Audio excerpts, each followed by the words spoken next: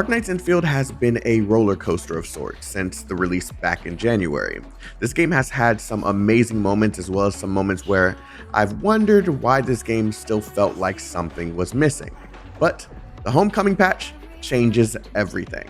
The defined meaning of homecoming is to return home. Knowing this definition, it makes a lot of sense since this patch is centered around Arcane from beginning to end.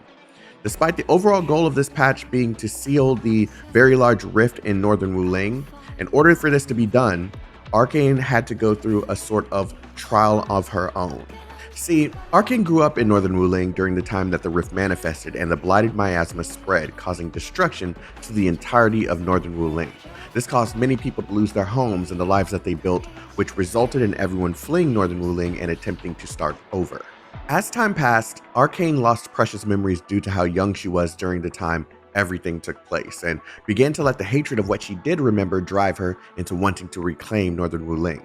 This is apparent as she showcases a lot of unresolved anger and sadness throughout the entirety of this story. That shell of a person that we were introduced to and traveled alongside was the result of hard work to reach the top of the YSTF for the very goal of reclaiming Northern Wuling.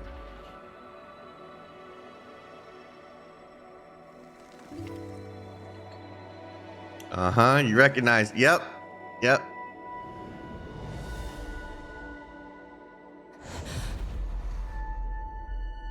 red ribbon. Yep, it's you. Is it mine? She's... me? If the blight shades are info fragments of the disaster victims, what does that make me? Okay.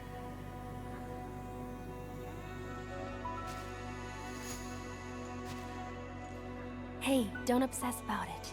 You're still alive and well. She's been guiding us along the way. You know where we are?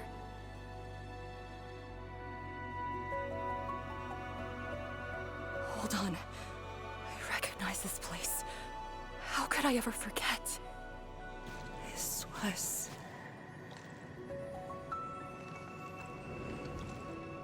my home.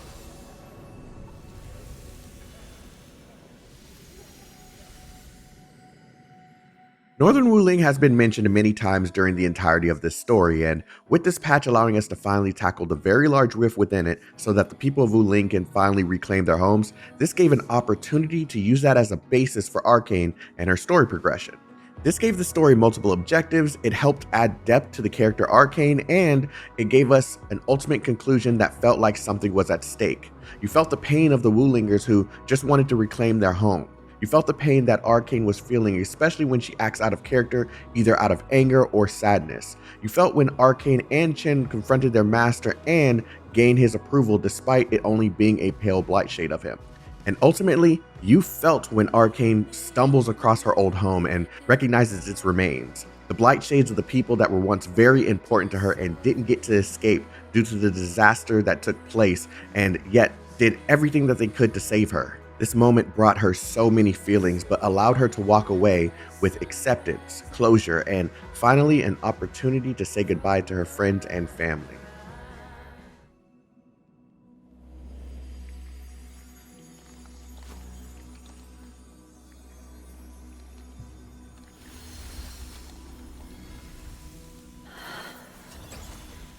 You must live. The ghoul's still alive! Find one more here! The blight shades are born of despair, anger, and fear. These info fragments buried us within this suffocating depth. You left the zone for 10 years, yet they remain trapped in this stranglehold. But what of the others? What of selfless sacrifice and the will to live? Keep knocking the pipe, keep at it. What till do you're they found. entrust you with? Those who sacrificed their lives to help you escape the blight. Lee, they entrusted you with hope.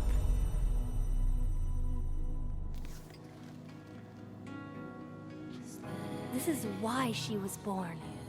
Always gentle and bright, just like your instructor. And everyone's still fighting at this very moment.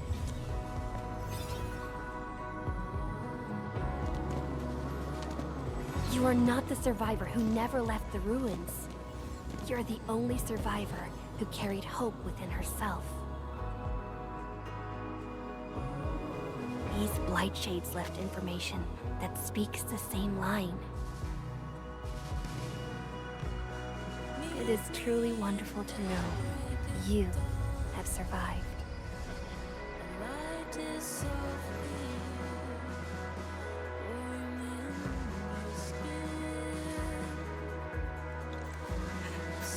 Wait. Apologies. It's okay. It's okay. Let go. It's okay. I just never heard people say that before.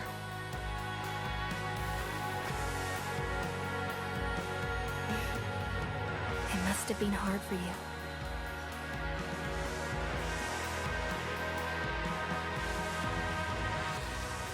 It was.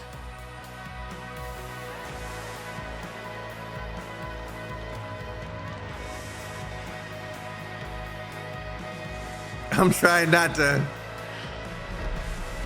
It's good.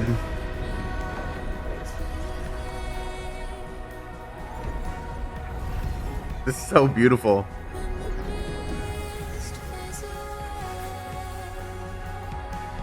Go ahead and say goodbye.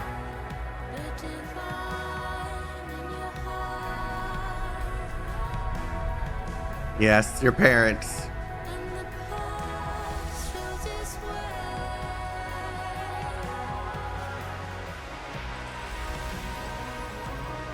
Surrounding those events from the outside, we were introduced to new obstacles at the end that I'm honestly still processing. And as a result, you knew that something was manifesting in the background that was also going to be high stakes, more so than what we just experienced, but we all know it's about how the game chooses to execute whatever comes next.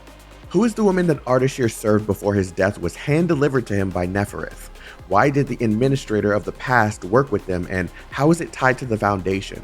Does Lady Suh know more about this very topic than she puts on? Also, who is M3? Is she Monster, Calcit, or a rejoining of them both, but with Monster as the one leading the charge?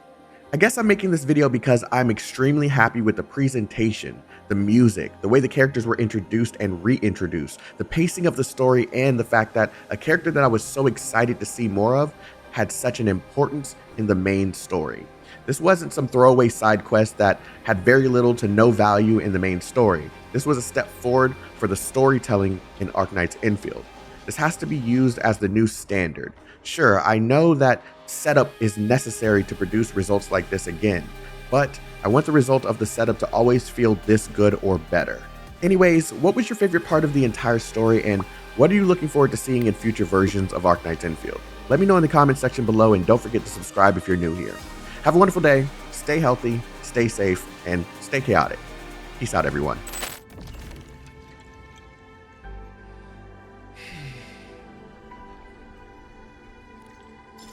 Top tier quest. Top tier story. That is what we needed. That is 1000% what we needed.